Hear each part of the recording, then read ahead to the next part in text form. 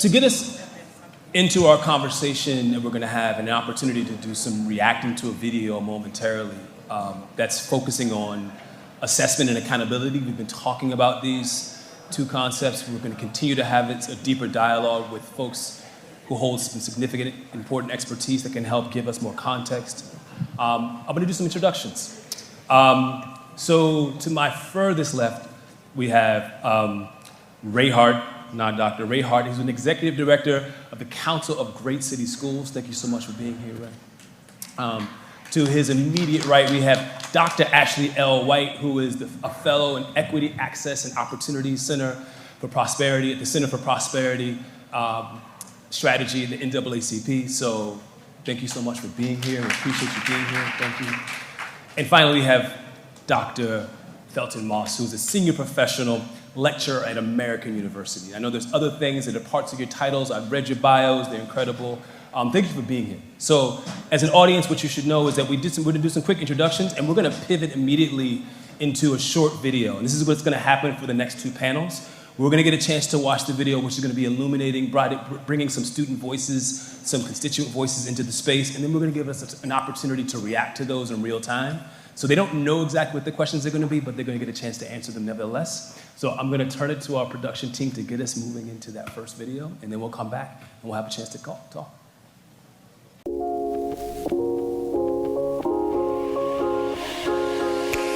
The food quality, cause that's a big one, because a lot of kids need energy to get through the day and stuff. There's a lot of things you could factor in. The race of the teachers, sometimes that plays a big part of how the kids interact with them and stuff.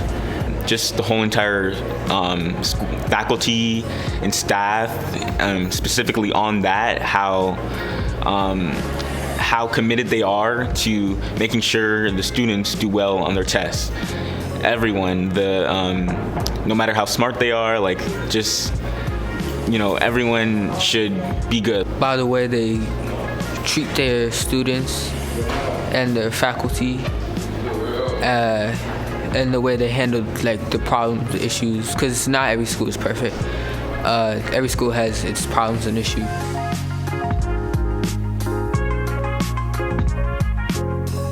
Yes, I feel like our state standardized tests do have a good measurement of everything I learned throughout the year. I think they are a good measurement of what I know. I say that because the questions on there are related to what I've learned throughout the school year, always, and they properly gauge what I know because, they're related to what I've learned. So it's a good test and it helps gauge what I know. I bombed it, because first it's a 3-hour long test with bare to minimum breaks, and I most definitely do get test anxiety knowing that it is such a big test, and people have the tendency to be like, this test may determine what school you could get into, or may center around if you're going to be successful, which I most definitely want to be, and it's kind of putting a lot of pressure on me. If I don't do good on this test, you're not going to be successful. All right. Thank y'all for listening. So we had some very direct, specific questions asked of young people, giving them an opportunity to offer their insights, which may align with our own, which may be different than our own. And we're going to give a chance for this, for all three of you to respond. So I'm going to start to my immediate left and just start with this question that was the first one that was presented to the students was, what should a school be rated on? What should a school be rated on? Yeah, I think this is a really great question, and it makes me think about a broader definition of assessment. I think we've talked about assessment in a very narrow sense in this country since a nation at risk, and it has often been relative to standardized assessments. I'd like to see a broader definition of assessments in a sense that we think about, as the student said, the diversity of the educator workforce in that building. I think what I classify this as is this term called opportunity to learn. So often we produce accountability results and we only measure things like math, reading, and science, but we're not really measuring what opportunities exist in that community. So how much funding is actually in that space. So we really need a broader definition of assessments to really understand what opportunities exist for students to be able to learn in a community. You've heard a lot about social emotional learning in this space, the way in which teachers and leaders are serving students and meeting their social and emotional health. And so I believe those things are important. Now, the student mentioned in the video school lunch. I'm thinking about my time. I would have loved to have done an assessment on our school lunch. The grilled cheese and soup was great. Some of the other stuff was not so great. But I think we really have to have a broader definition of assessment. And I'll end this by saying this. I fundamentally believe assessment is concerned with allocation of resources. And so if assessment is about allocation of resources, then we certainly need a broader definition so we can ensure that we're directing resources to the right folks. Thank you. Dr. White? So I will second that about the school lunch. In all of my 15 years of teaching, I never ate it. My mom packed my lunch because my kids didn't like it and I didn't like it either. And so oftentimes I would provide alternative forms of lunch for my students. But to answer the question, I think we should be thinking about what students know. But when we envision assessment, we have to envision it much in the same way that good teachers teach. And what I learned in my time as an educator in the classroom is that there are fundamental concepts that are used when we witness student growth, when we witness student proficiency. And those are concepts like progress monitoring, evidence-based practices, and somehow that gets lost in traditional standardized assessments. Something else that I think would be important to consider is how our teachers are faring, right? Our teachers are the stewards of the educational experiences that our children are receiving. And oftentimes, you can tell how students are learning in the affect of those that are teaching them. I can also say that in terms of assessments, while they do have their place, I taught in a school where we were constantly a D or an F, right? I taught in a school where my teachers also could teach rings around any teacher at the A school across town. We would put our teachers up against their teachers any day of the week. But unfortunately, that didn't show up in our school grade. It didn't show up in student gains. And one of the reasons is because we don't have variability in the way that we assess students. So it's not so much about standardized assessments as is broadening that perspective and creating holistic assessments in the way that we think about good teaching. Right.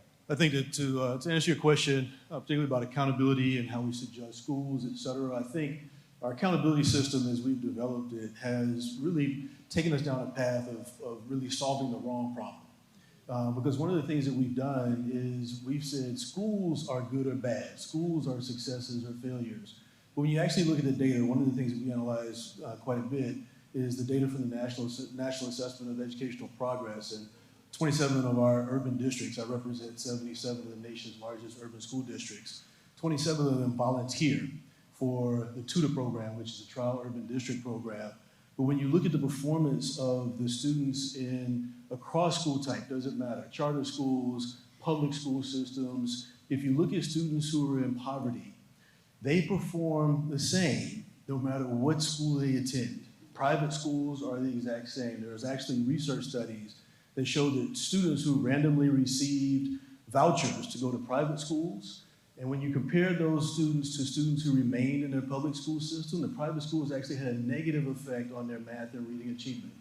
And one of the things that we've done is we've solved the problem, or trying to solve the problem of good and bad schools. But one of the things that we recognize, there's a report on our website, it's called Mirrors or Windows. And in that report, we actually analyzed what we call educational torque, which is what was just mentioned a moment ago about putting our teachers up against others. And we looked at large city school districts versus everyone else. And what we saw in that report was that our districts significantly outperformed the rest of the nation when you control for the types of students who were in the building.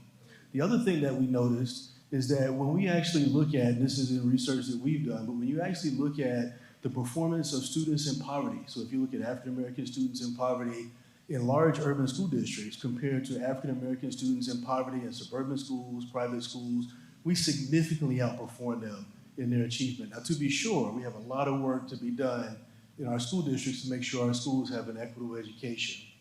But I think the real issue is, what does it take in this nation? What type of investment, which was shared earlier, does it take to change achievement for students who are from our traditionally marginalized communities?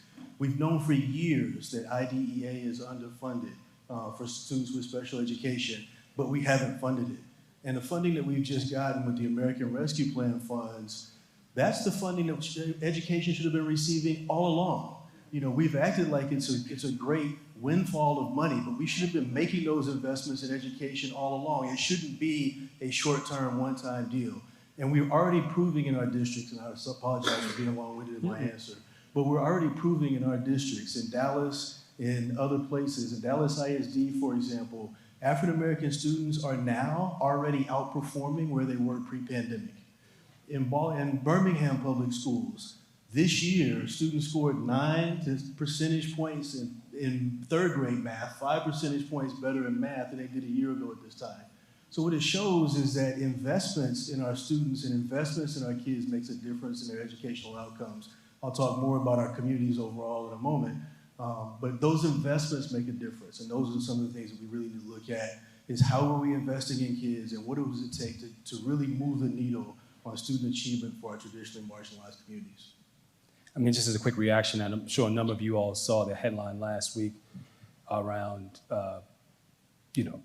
student assessment scores and the sort of really what it seemed to be pretty daunting, like losses, if you will. And it seems like you're presenting something that is actually counter to that story. I'm not sure if I've read that anywhere else. Like, I guess my question is, why is that? Why are we not seeing more of that story? Why is that not being lifted up? Is it maybe I'm just missing it? But I'm imagining you saw the headlines last week, and I'm imagining you were like, well, there's a more complex story, a nuanced story here. And so I just wanted to present that back to you, knowing that there's a larger meta-narrative happening out there, but you have some different data that's showing you something different. Is there something that we're missing here in terms of how we're talking about it that is not allowing the information that which you're experiencing to kind of become more of a national story, if you will? I think it's one of the things that we talk about. We share the stories of our districts, our district performance, with the Department of Ed, with others. So just trying to get that narrative out there. I think one of the things that was in one of the previous slides was really talking about the counter narrative and that narrative of what's prevalent in the community.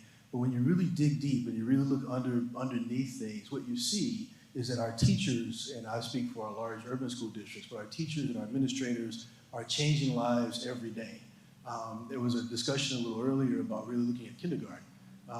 And I'm not a proponent of kindergarten, but I think kindergarten is one of the most important aspects of our assessment, where we really need to understand how to invest in kids and where we need to invest in kids to really turn the narrative around. But if we looked at kindergarten and we looked at the growth of kids between kindergarten, 8th, 9th, 10th, 11th, 12th grade, I'll use Chicago as an example. One of the greatest, there's a study by Sean Reardon that showed that one of the greatest impacts on student growth in the nation is the Chicago public schools. Between 4th and 8th grade, their kids grow more than almost all other students in the nation. But it's a narrative that you don't hear. It's the narrative that's not prevalent in the community. And so that is the narrative that we try to share. That's the data that we try to analyze. Thank you. So there's a communications opportunity here. I'm going to come back to you, Dr. White, and just start with the second question. As we saw with the students, there were 2 questions they responded to. So we talked about the first one about what they should be rated on, and I'm sure there's more to discuss around that. But then there's a question around standardized tests in general, and there were a variety of responses we heard young people present. So the question I'm going to present back to you is, do you think standardized tests are or can be a good measurement of what young people know and can do? Before I answer that, something I forgot to do for those in the disability community who may be watching, I am wearing a cream shirt and black pants. So I wanted to make sure I do that. I forget sometimes. But to answer your question, I think standardized tests in the term standard could be useful, right? I think, though, the version of standardized assessments that we have now can be and has been extremely harmful. And I'll tell you why. Much like other standardized assessments in the field of teaching, whether that be IQ tests, whether that be college entrance exams, whether that be even licensure exams for teachers, are rooted in what I like to think of as the guise of objectivity, right? And when we think about reliability and validity, are they reliable? Are they valid? Yes, they are. But the question is, in what context? What historical context are they reliable? And in what historical context are they valid? And I would argue, much as what was intimated in the presentation of findings, that there is an essence of overt, actually, racism, right? Ableism that functions through these assessments. So in thinking about standardized, we have to think about that term separate from the standardized assessments that we know now. I would also encourage us to think about the history of when standardized assessments came to be. Much like other assessments in the teaching field, this occurred circa Brown v. Board of Education, right? And so as an intentional attack against efforts to desegregate students. And so we have to think about these things when asking ourselves, can they be useful? We have to think about that in the context, historical and present context, right? And so those are two things I would just like to lift up. I think there are many ways of measuring students that are standardized, that are happening in classrooms already, right? As a teacher, I can tell you all of the times and all of the ways that I was able to standardly measure my students in terms of that was mentioned as well, thinking about where are they and what is the next level up, right? That is happening. It's just that we're not tapping into that in the way that we need to be to create equitable outcomes for students and to measure student growth in the way that it should be. That is one of the reasons why every year my school came up as a D or F, despite the gains that were made, despite the growth, is because of the way that we were conceptualizing this term, standardized assessments. I see you nodding, so I'm gonna have you build on that. Yeah, so much powerful stuff said in that statement. You know, this is where I start with this conversation around standardized testing. I was a school principal, I was a school teacher, I worked at the Department of Education, and one of the issues what I have with this conversation around standardized testing is if the standard centers whiteness, it's where I begin to struggle in the beginning. And so if the standard centers whiteness and then there's no deliberate attempt to decenter whiteness in assessments, then I struggle with that. I think the second place that I struggle in this conversation with standardized testing, and then I'll tell you what I really believe and how I reconcile that difference, is when we take standardized testing and it becomes high stakes testing, right? When we begin to make all of our decisions about schools and who they will become. Fact of the matter is, when you give a kid a test at the end of the academic year, and then you give a school a letter grade at the end of the academic year, that sends signals about that community. It sends signals about the teachers in that building. It sends signals about the young folk that are in that building. And so I have problems with that. And so it's when standardized testing centers whiteness, it's when it becomes high-stake testing that I struggle. Where I reconcile the need for a set of assessments is this notion that if we did not have assessments, we would not know who's learning. And the flip side of that is we wouldn't know who's not learning, we wouldn't know who is learning. And so I sit in this position where we have a lot of work to do in this country to really reconcile assessments, because we certainly need to know who isn't learning in this country. We know who is learning, right? Fact of the matter is we know who it is. But I think standardized tests have their place in our society. I just struggle with the standard. And this goes to my thoughts around validity of assessments. Yes, in a sense, these assessments are valid, but they're valid because, again, we're centering whiteness. So in what ways are the items on this assessment able to measure the lived experiences of students and families of color across our country? And so I think we have a lot of work to do in terms of understanding the place that standardized assessments have in this country. And if we're going to continue to advance policy, we've got to stop for a moment and ask ourselves, what are we centering? And I mean that. And Congresswoman Ayanna Pressley says this, and I love it. She says, those that are impacted by the pain the most need to be close to the power. And so why I'm using that quote is that in our decision making about whether or not we want to use these assessments, we need to bring folks to the conversation that have been pained in this work. That's young folks, that's Black folk, that's students who are not able in our situation. So I struggle with this, but I think we need these guardrails so that we can get resources to the right place. But this country is not using assessments to direct resources right now. We're using assessments to give labels like probation, which sounds like the school to prison pipeline to me. So I want to come back to a couple of the concepts that you've raised, but I also want to make sure I want to hear from all of you on this question. So if you want me to repeat the question, I'll be happy to do so. But it is that question around are they these standardized assessments a good measurement of what students know and can do? Like maybe you can respond to it as currently constituted or as a general idea of what testing could potentially be. So my background is, and my doctoral degree is in psychometrics and test development and all that wonderful stuff. So I would love nothing more than to put you all to sleep and tell you everything about reliability and validity and standardized assessments and what they are and what it all means. But I think the more important thing is, for example, many people in the community don't know a lot about how the tests are developed. They don't know a lot about, they have perceptions about how they're developed, but don't know in reality. And we talked about reliability and validity from the standpoint of whiteness. But I think what it does tell us, and which was shared earlier, is it does tell us where we are. And one of the things that's most important is for our students. I have a student at home, my daughter, who is a special needs student. I have 4 kids, but one's a special needs student. And my wife and I wanted to make sure that she had the same sets of opportunities as her peers as she grew up. She's 22 years old.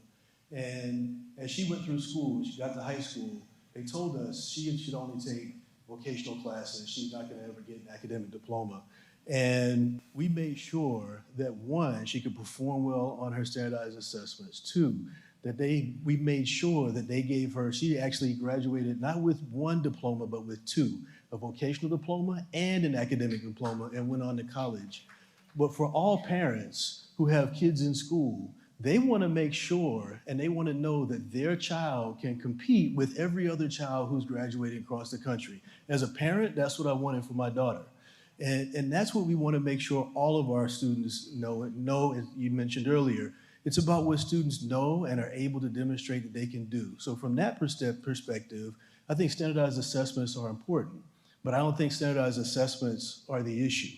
I think the major issue, and going back to what I said earlier, even poor students who go to high-achieving schools, those high-achieving schools don't graduate those poor students at a higher rate than any other schools. The low-performing schools that we call low-performing are graduating kids who are poor, who are English language learners, who are students with disabilities at much higher rates than the highest performing schools in the country. But what it reflects is that we aren't making the investments that we need in those schools for them to be successful. And it's not just the schools, so I mentioned I would come back to this. It's our communities as well. Jackson Public Schools is one of our communities. And in Jackson Public Schools for the last week, they've missed an entire week of school because they don't have good water quality. One of the residents in Jackson said last week, we've been on a boil water alert for 3 months. And she said, quote, you can't boil the lead out of the water.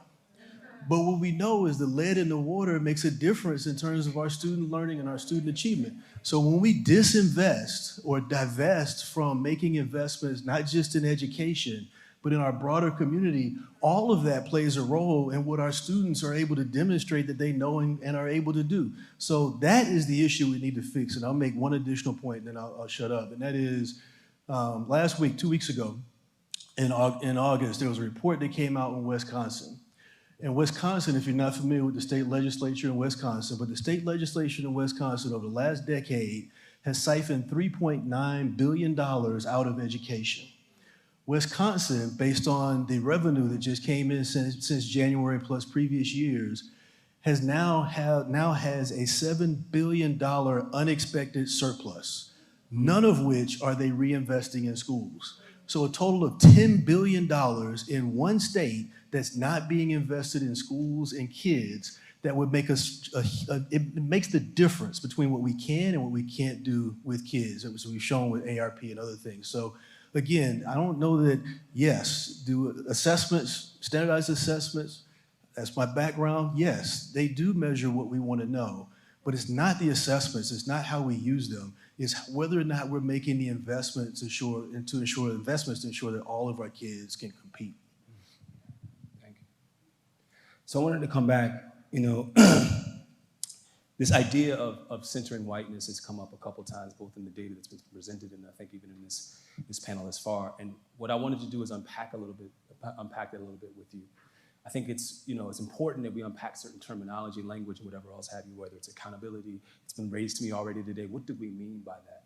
Can you break it down for me a little bit more? In part because we do know that there are folks who have a counter perception, which is that math is not racist ever. Like, that's just math. You can do math, you can't do math. So the question I'm presenting back to you is how, for someone who is struggling to recognize how it is the case that something can center whiteness, especially if we're trying to create shared narratives of a nation, what do you say to that? How do you say that that is a problem and that it exists? Yeah, no, I really appreciate this question, and I'll answer it from a content perspective on the start of it. I taught 10th grade English and 12th grade English in Greenwood, Mississippi.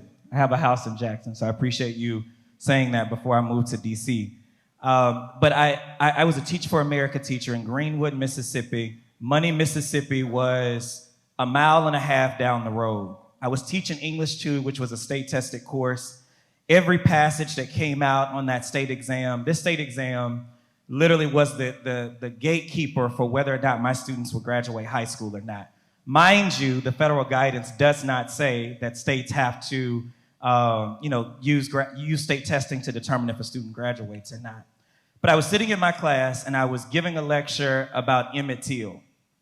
And Emmett Till was accused of whistling at a white woman 1.5 miles down the road. And my students in Greenwood had been cycled through a system of schooling that had been focused on standardized assessments, and they did not know their own history and the history of their own people that had happened just 1.5 miles down the road from their school.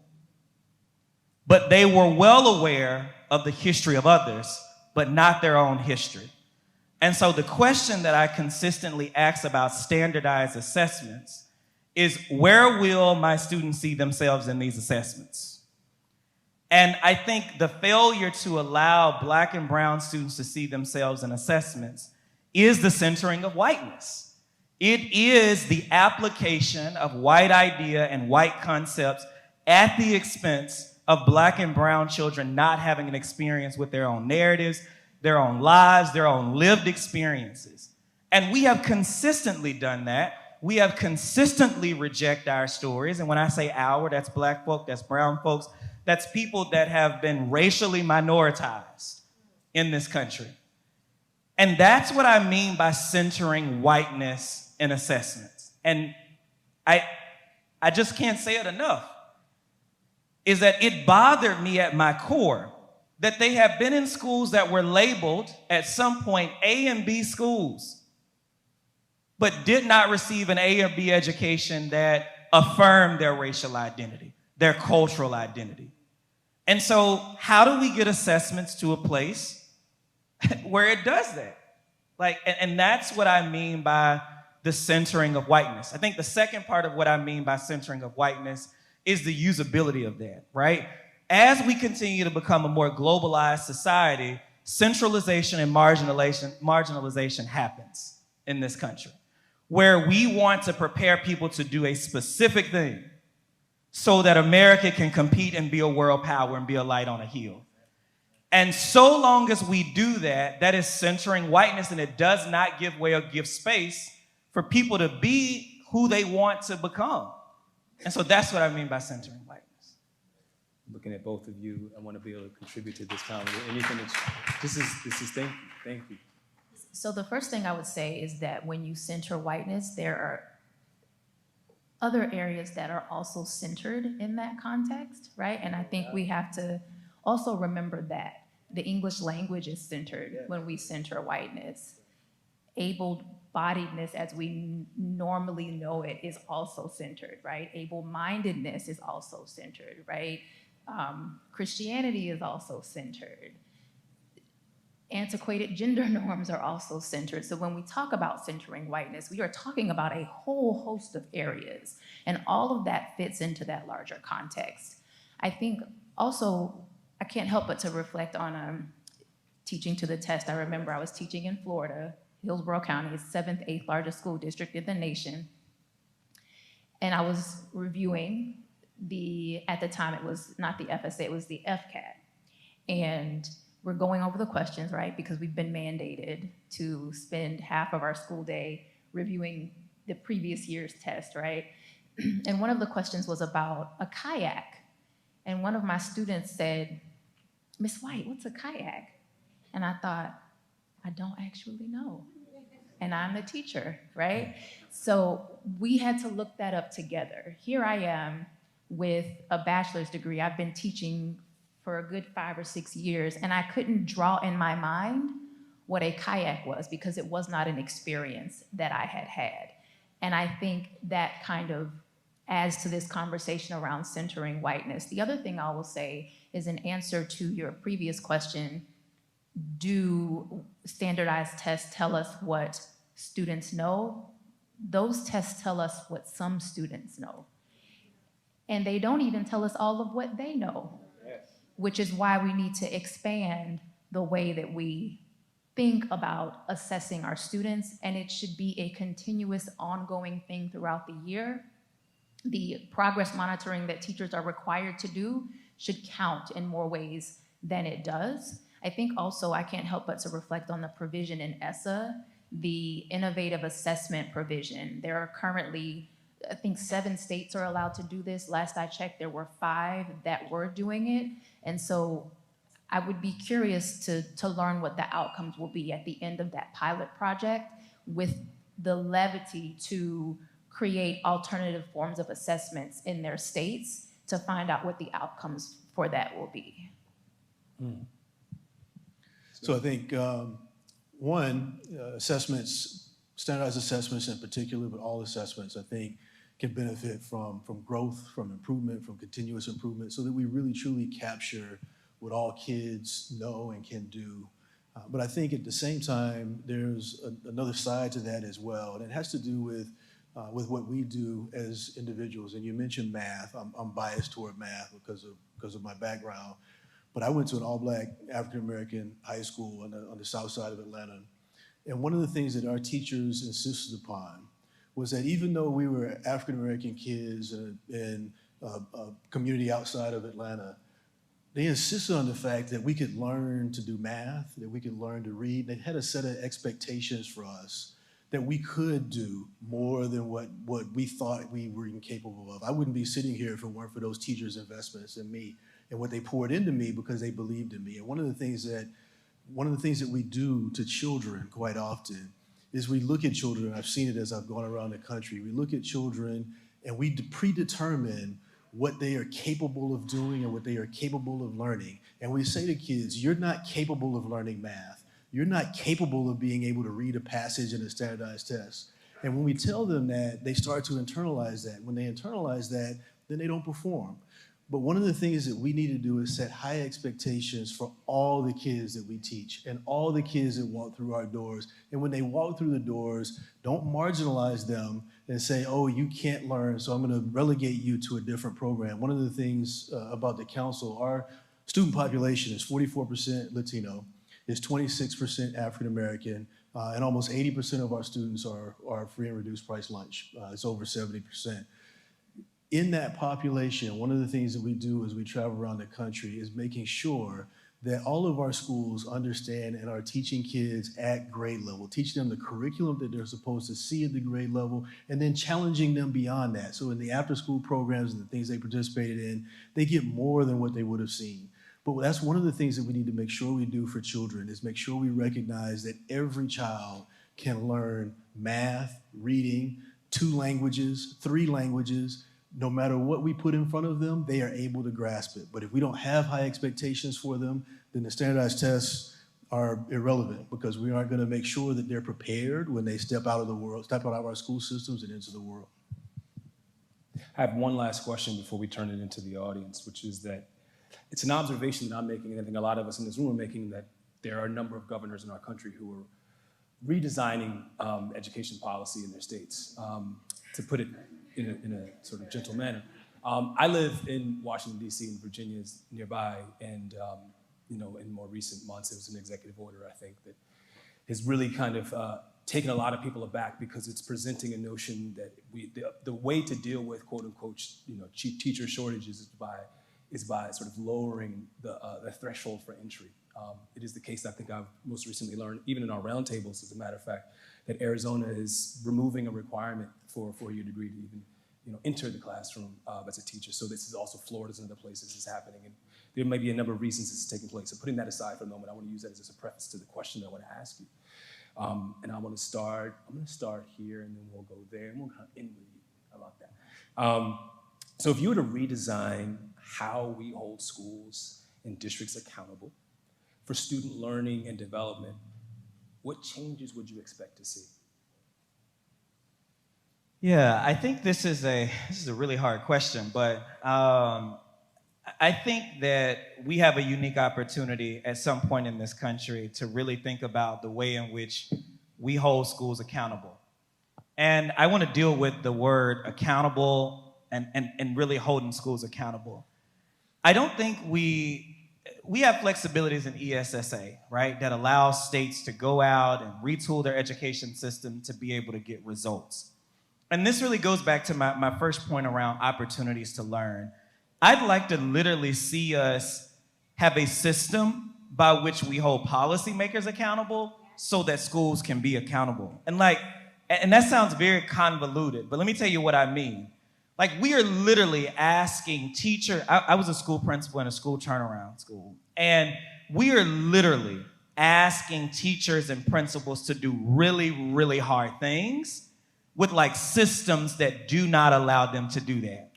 We are literally turning out school leaders who are not prepared to deal with assessment systems. So what does that mean? Folks like me who sit at the university, we've got to literally retrain school principals to be prepared to go out and lead these schools in authentic ways. We've got to have policymakers who are sitting in the mayor's office, who are sitting on boards, who understand that we can no longer use property taxes to fund our system, and we'll always have a disequal system when we're using property taxes to do that.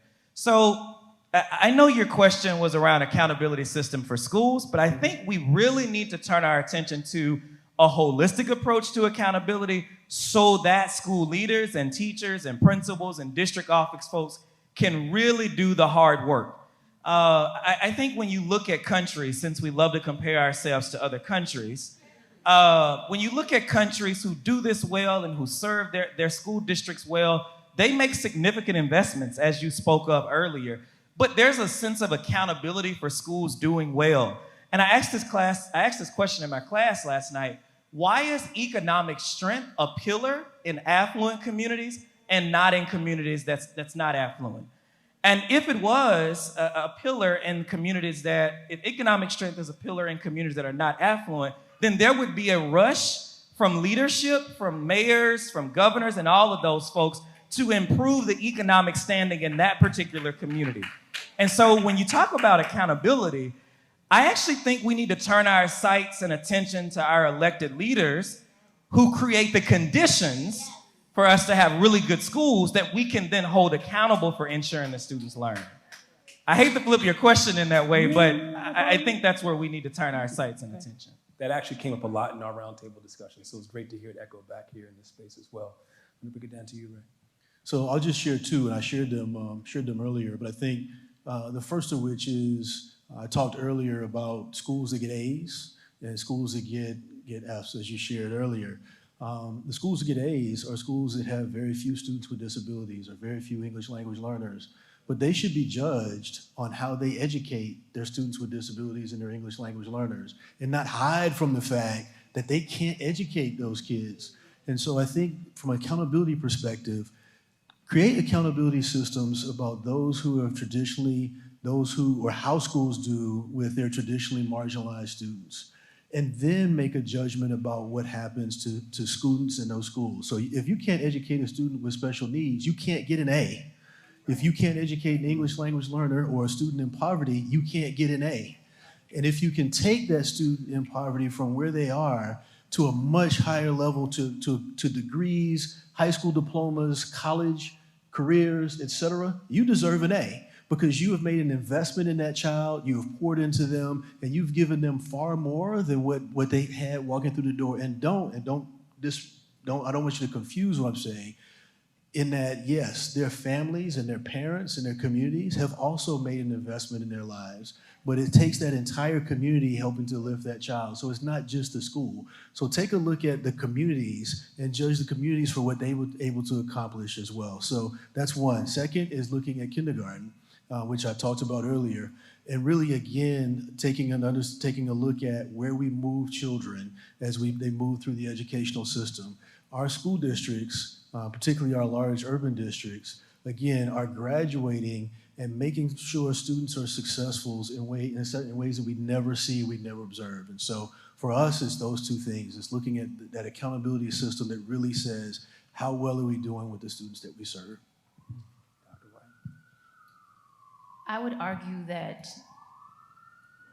first of all, we don't want to go back to a time where there was no accountability. I think we need to re-envision what we think accountability is, right? But I can't help but to think about No Child Left Behind. And in some of the other spaces where I operate, the contention around divesting, to use your term, from standardized assessments has to do with the way that students with disabilities are counted. And that didn't really happen until No Child Left Behind.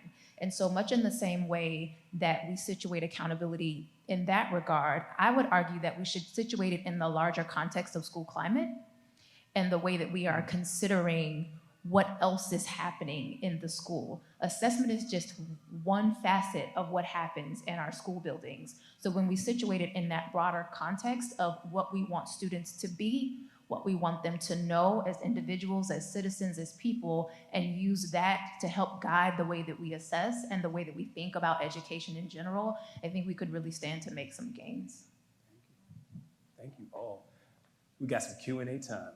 All right, so I see, already, go ahead, man, get to the mic. All right, good afternoon. My name is Glenn Gilzine. I'm the CEO of the Central Florida Urban League in the happiest place on earth, Orlando, Florida.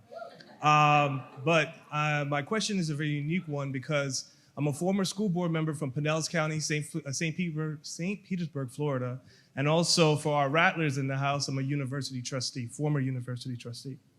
My question is, how can we leverage HBCU College of Education to really drive assessments, accountability, and equity? I didn't hear the end of your question, but I would like to address it if you don't mind. What was the end of it? To what? How can we leverage the College of Educations at HBCUs to address assessments, accountability, and equity? So if I may, I didn't use the example of Guilford County School District when I was talking about school districts and their achievement.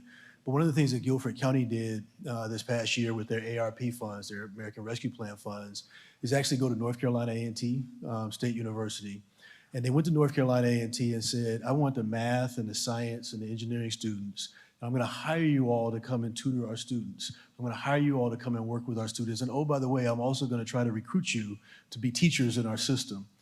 But the result of that was that they outperformed the state this past year in their recovery in mathematics on the state exam. They haven't made up the ground from the pandemic, but they outperformed the state. Not only that, their African-American students, their Hispanic students, their economically disadvantaged students, their ELLs, and their special education students all outperformed in terms of that reduction of the impacts of the pandemic, white students in their district. So it proves that if I go and engage those students and make sure that from an HBCU perspective, we are bringing those students into our districts to become teachers, to become educators, and so that our students see, as I think you mentioned earlier, our students see themselves reflected in other students who have been successful, make all difference in the world. I really appreciate you giving this scenario. So I worked at an HBCU. I was a professor at Tougaloo College. So there you go. And I've got to I've got to make, in the School of Education, I've got to make one more connection. I work for Congresswoman Frederica Wilson as well, of Florida, who leads HBCU work. Let me say this. The research is clear that when Black and brown students have a teacher that shares their racial identity, they're more likely to be successful. That's clear. I think and HBCUs provided the framework or provided Black teachers for us when there were no Black teachers in schools. And so we have to see HBCUs as a central component in diversifying our educator workforce. It is the baseline of being able to do that. And, you know, right now, the U.S. Department of Education just released the Hawkins Center of Excellence grants. And oftentimes, our HBCUs don't know about these things or don't have access to the people to be able to apply for that type of funding. And so I think when we talk about achievement, this goes for MSIs, right, and HSIs as well, right? These kinds of institutions, we've got to make a significant investment in them because this is the work that they were doing well before now. They've just been under-resourced and underserved in a way and haven't been able to do this work. So I think the way that we support HBCUs in improving Black and brown student achievement and HSIs and MSIs is to invest in those colleges of education. We have the Hawkins Center of Excellence. When President Obama was in office, they authorized the language, but they never funded it. This is the first time we've actually got funding to be able to support schools of education. So I think that is the one way that we can literally support that. And we've got to knock on doors and beat on doors and tell folks that this kind of funding is important so that it can happen. But I can go on and on, so I'll stop here. Dax, we have a question from our virtual audience. What needs to be done to ensure educators are prepared and have the resources, time, space, support to pivot away from the over-reliance on standardized tests and participate in creating and implementing a variety of high-quality assessments?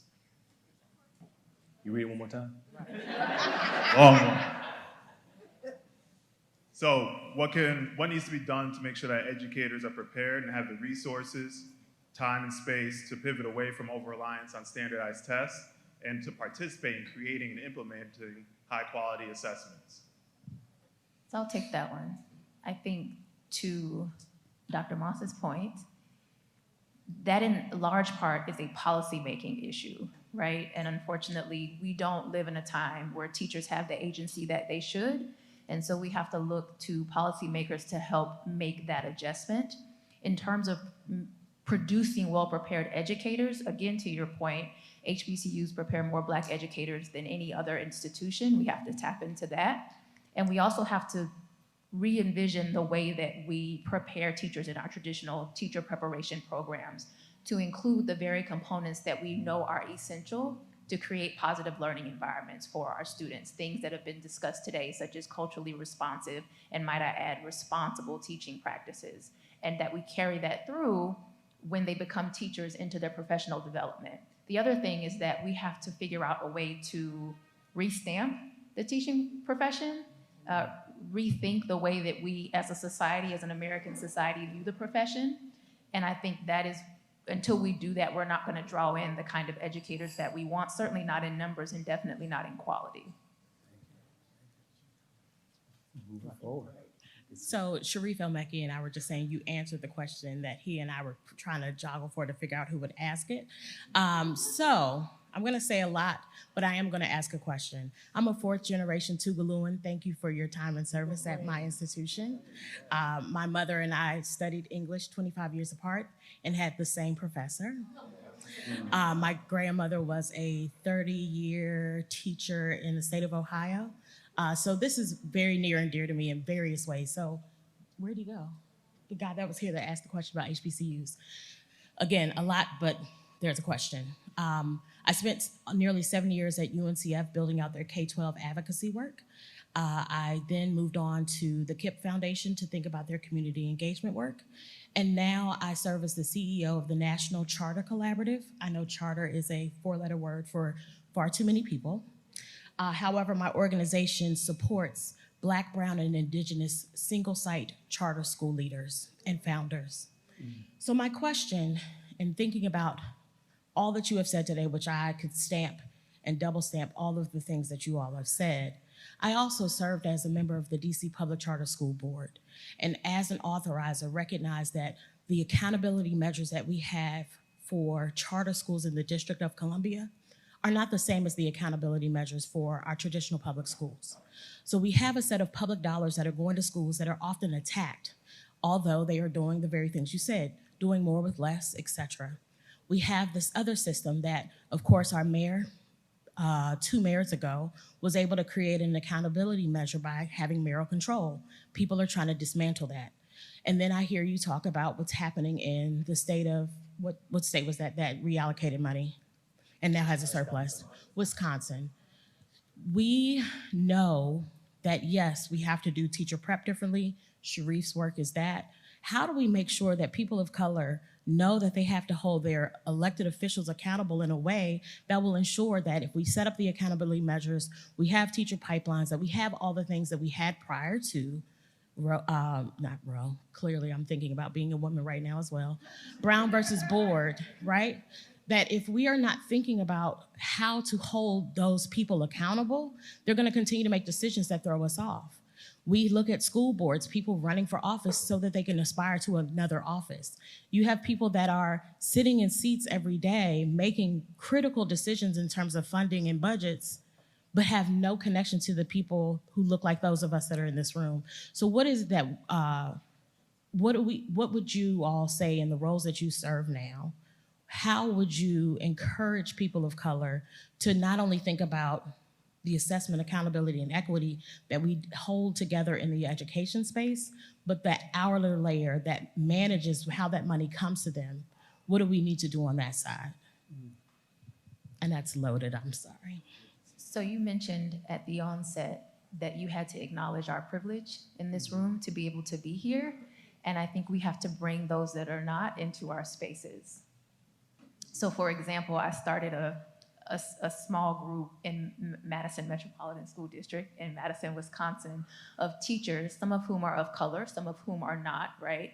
But it's a policy workshop and teaching them how to advocate with their local, state, and federal policymakers. Why? Because that's something that someone taught me. And so I think to your point, we have to bring them into these privileged spaces. I just want to continue that same line of thinking. I get a chance to work on the Hill every day in craft policy, right? And there's just not enough of us in the policy-making space at a federal level, state level, or local level. And just to go with Dr. White's point here, we've got to continue to bring us into the policy space and make light of these issues and train and retrain. We get lost often in the jargon, in the lexicon, and many times there are laws that are passed that we're not even brought to the table in the beginning stage. There's one of us at the table. And so if each of us in this room brings someone else to the table, whether or not we have to bring a folding chair, right, to the conversation or not, I literally think that we begin to change the narrative in that way. And so, Dr. Armstrong is sitting over here from Allies. We work together on an issue. If I see something, I'm gonna bring them to the table, right? If there's a bill coming up, I'm gonna do that. And we just don't do that enough. Like, we get in the hustle and bustle of our work and we forget to organize. If Ella Baker was here, she would say, organize, organize, organize. And we've just gotta get back to that level of organization. I think just one other thing to add. We crisscross the country, work with the Council of Great City Schools, and we have a governance division that's a part of the work that we do. So we support both school boards, superintendents, executive staff. Next week, as a matter of fact, I'm gonna spend 3 days, the last 3 days a week and my weekend, working with the school board to really help. And what we're doing is transitioning those who are running for school board. So not just those who are on the school board, we work with them, but those who are running for school board. And we're actually taking them through a weekend workshop to say, if you don't believe in students, and if you don't believe in improving student outcomes for kids, you shouldn't be here. But essentially making sure they understand what good governance looks like, what it means to provide good governance to a school district, and what their responsibility is to the community. Because the community owns our school districts. It's not the superintendent, it's not the school board. Our communities own the school districts. But the school board represents the community. So what does that mean? What does that look like? And how do you make sure you're playing your role in making sure that student outcomes improve?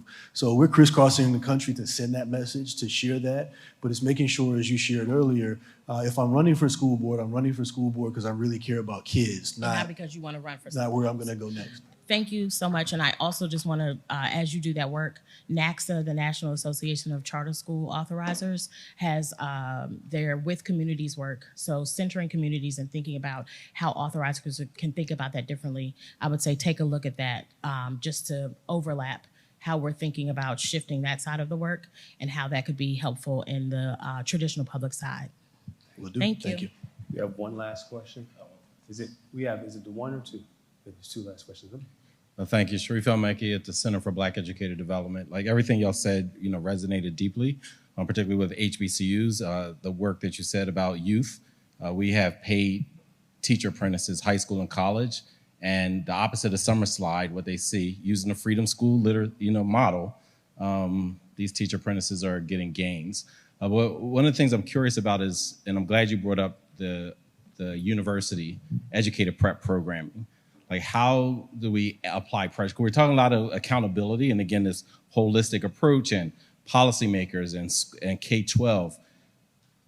People are paying tens of thousands of dollars and 4 to 6 years being prepared, and there's very few other industries or spaces where you can come out and most of the people say, "I'm not prepared." And then time and time again, every study, most teachers are coming out and saying they're unprepared, and the group that we don't talk about enough are principals. So we talk about the 3.7 whatever million teachers. The public school principals in this country can all fit in Penn State's football stadium. And if we can't get 107,000, right, how do we get almost 4 million, right? So I'm really curious, like, how do you all think about the application of accountability and improvement to educator prep program? Again, not just teachers, but educator prep programs. I saw Jose Wilson over here somewhere, right? Like, should he be working with methods? And I'm not trying to give him more work. He's already busy, but okay. He probably knew I was about to, the reward for good work is more work, as they say at Freedom School, right? But like, how do we make sure that there's more connection? Just like 80% of public school teachers are white, probably very similar to educator prep professors. Some of them who've never taught in the schools that we teach in, but they're telling people, this is how you teach. So how, that's a misalignment that will forever undermine all the other work. Yeah, Sharif, I really appreciate you bringing this to light. I'll tell you one thing that's happening to really understand the size of this issue is a couple of us just requested the Governmental Accountability Office to tell us what is the diversity of the School of Education across the country. So GAO will be coming out with a report that can tell you what the diversity of that looks like. I think the second part of this is we have something called CAPE standards, right? And it talks about program impact. And we don't see enough School of Educations closed for not doing good work. And I know it's a lot for me to say that. I sit in a School of Education, and at AU, American University, we've made a real commitment to anti-racism at AU in our work. And it's not just something that we say in word, we actually do it in practice. I'm able to sit here as a professor and talk about centering whiteness because I know I ain't gonna get fired tomorrow. Because of the cover that I have, because of the commitment that we've made. So I want to acknowledge the privilege I have in being able to do that in this space. But I think when we talk about teacher preparation and leader preparation, we got to woefully shift our accepted wisdom about what that actually looks like. When I was at the Department of Education in Mississippi, you know this, we built a teacher residency program to really run in competition to our School of Ed. We said, if you're not going to train Black and brown teachers to go in schools, we'll stand up our own, right? And then we said, we don't want to just stand it up independently. We'll do it in conjunction with you, and then we'll tell you you can't get these dollars unless 70% of your candidates are candidates of color. Then we'll pay for them to be able to go. So I think that we've got to build those types of public-private partnerships, if you will, like we did with the Kellogg Foundation, to be able to retrain teachers and train new teachers to be able to do the work. In terms of leader preparation, we have some programs like New Leaders across the country that are doing a really good job in doing this. We've really got to push the envelope on state policy leaders to really rethink who gets the authority to train principals. Because right now, we've said only schools of education get to do that. And so let's take capitalism. You all say it works. And so let's create a market and allow opportunity for other people to retrain principals to be able to go in schools and do this really good work. And so I think we've just got to, one, use CAPE standards and close schools of education when they're not getting the job done. They have standards that literally say you have to be able to measure the impact of candidates when they graduate. Two, I think we've got to do a better job of creating models that could run in opposition to schools of education until they get it right. I mean, AU, we just brought in a teacher residency program, and we have an undergraduate teacher education program. So I think we have tremendous work to do there, and we have to hold systems accountable at the policy level to be able to do that, because law dictates who has authority over a license. And right now, that's purely schools of education. We've started to do this with teacher education. We've not done it with leader education yet. So I think that's a place to start, and I'll defer here to my colleagues. I'm actually in the interest of time. Oh, sorry. No. We have one final question. I appreciate it. Thank you. Michael Watterson, Schott Foundation for Public Education. Real quick, I'm going to ask you to just get a little bit more granular. For parent and community organizations that are working with school leaders to rethink and reimagine early warning indicators and thinking about that connection to assessment and accountability, what would you advise, devoid of jargon and lexicon, what would you advise those parent and community leaders to do, to think about, to talk about when they're engaging with school leaders around rethinking early warning systems? Can you clarify early warning? Student success systems, early warning indicators, on-track systems, all those things. When I think early, I was thinking something else, but yes, thank you. But that's part of. Okay. Okay. Yeah. Okay. I think we have to remember that instead of a deficit perspective, our children come to us knowing a whole lot. And we need to center that when we bring parents and communities to the table, right? We are not, to your earlier point, we are not the gatekeepers of all knowledge. And so if we are going to bring parents and communities and local religious leaders, right, our churches, all of those things into our school spaces, we have to center the knowledge that they have and really be invested in listening to that knowledge and making the changes accordingly. I think to further answer your question, we have to open up space for them to do that, right, in our school day. And we need to also create spaces that are unconventional, what that might look like. For example, when I worked at Potter Elementary, we often had unconventional school conference days for parents that were working or parents that worked at night, right? So not only do we have to bring them to the table, we have to diversify the ways in which they show up, the times in which they show up, so that we can really begin to collect that anecdotal data that we need to make the kind of changes that we need to do. I think I just got the wrap up sign. All right, and you want to climb over people? But you really want to ask the question. And I'm not, because you and I got history, I'm not going to stop you from asking the question, so please.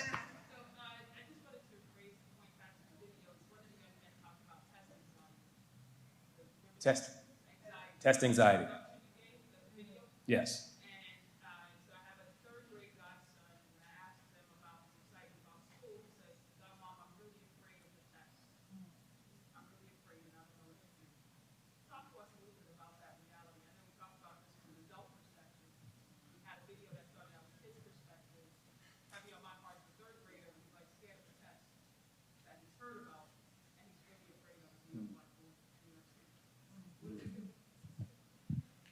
One of the things that we talk about, and we share this as we go around the country, I talked about our governance work, is we talk about the fact that student outcomes don't change until adult behaviors change.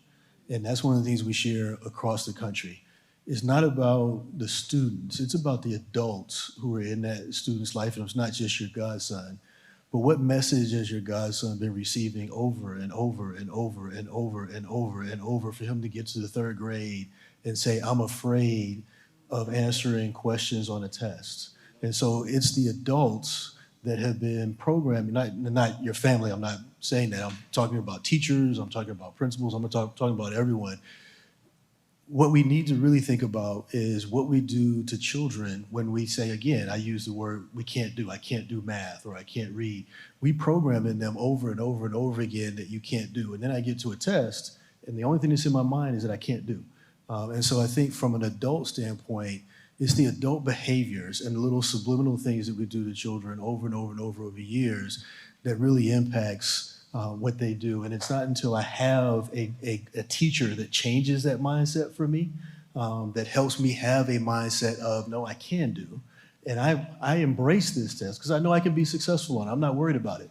Because my teachers have taught me when, I can do the work. I'm not worried about it. One of the kids in the video even said it. One of the kids in the video said, no, I don't have a problem with standardized tests because it reflected what I learned in class. I was ready for it. I was prepared for it. I didn't have a problem with it. But again, it's making sure that we send that message to kids, and it's the adults that have sent that message who are in that child's life. And so student outcomes won't change until adult behaviors change to then impact the kids that they're working with. I just want to ask something here for 30 seconds. So there was an organization in Mississippi called Mississippi First. We were trying to decide what to do with our state's accountability system. They created a study where they studied how much testing was actually happening in school districts. One of the things they found in school districts where testing was used as a celebration of learning, that the dynamics was completely different. Students felt completely differently. So I think, one, we've got to reframe testing to be like this celebration of learning. Like we're literally celebrating what you learned all year. But I think one thing that we have not paid enough attention to in this space is like the over-testing when it comes to progress monitoring and like formative assessments in schools. When I was an English teacher, we had a test every 3rd and 6th and 9 weeks from the district office that modeled the state test. And so that created a lot of anxiety. And so what this report found is across the state is that districts were over progress monitoring. They were over testing students at the 3rd, 6th, and 9 week mark. And this is literally contributing to anxiety with students. So as we endeavor to solve this assessment problem, we've also got to think about, to Sharif's question, how do we retrain district leaders to understand how their practices are contributing to students having lots of anxiety, the teachers actually being burned out. So I think the crux of this issue is we got to understand how much testing is actually happening in schools every day so that they can get ready for this summit of a test at the end of the year. So I just wanted to add that to the conversation.